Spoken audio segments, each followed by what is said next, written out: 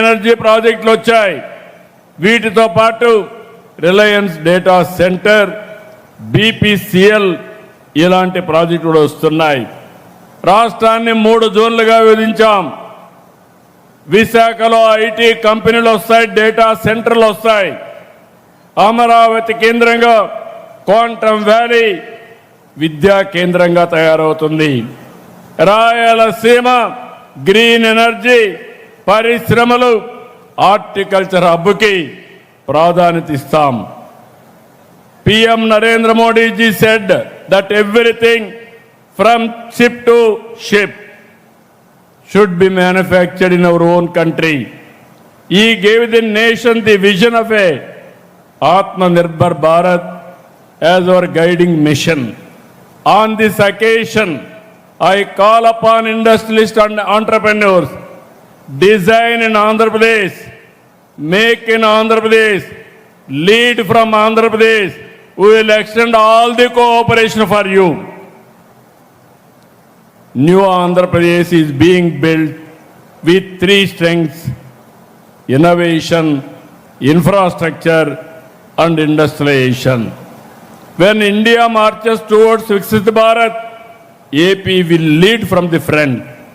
Swarnandhra 2047 సహకారంతో వికసిత్ భారత్ లక్ష్య సాధనలో ఏపీ కీలక పాత్ర పోషించాలనేది మనందరి సంకల్పం.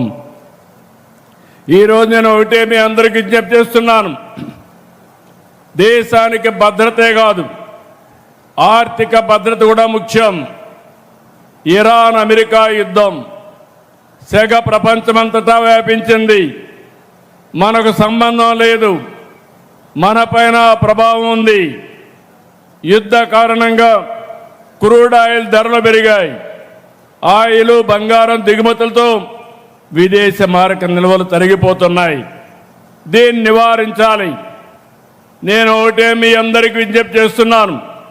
నా దేశం, నా బాధ్యత. దీనితో ప్రతి ఒక్కరూ స్పందించాలి. ప్రతి ఒక్కరూ కూడా భాగస్వాములు కావాలి. ఈ విషయంలో ప్రధాని మోడీ గారు 7 సూచనలు చేశారు. వర్క్ ఫ్రమ్ హోమ్ ఆచరించడం, బంగారు కొనుగోలు నిలిపేయడం, పబ్లిక్ ట్రాన్స్పోర్ట్ వినియోగించడం, వంట నూనెల వాడకం తగ్గించడం, ప్రకృతి సేద్యానికి మళ్ళడం, స్వదేశీని ప్రోత్సహించడం, విదేశ ప్రయాణాలకు దూరంగా ఉండడం వంటి సూచనల్ని ప్రధానమంత్రి గారు ప్రతిపాదించారు. అనేక దేశాలు ఇప్పటికే పొదుపు చర్యలు చేపట్టాయి.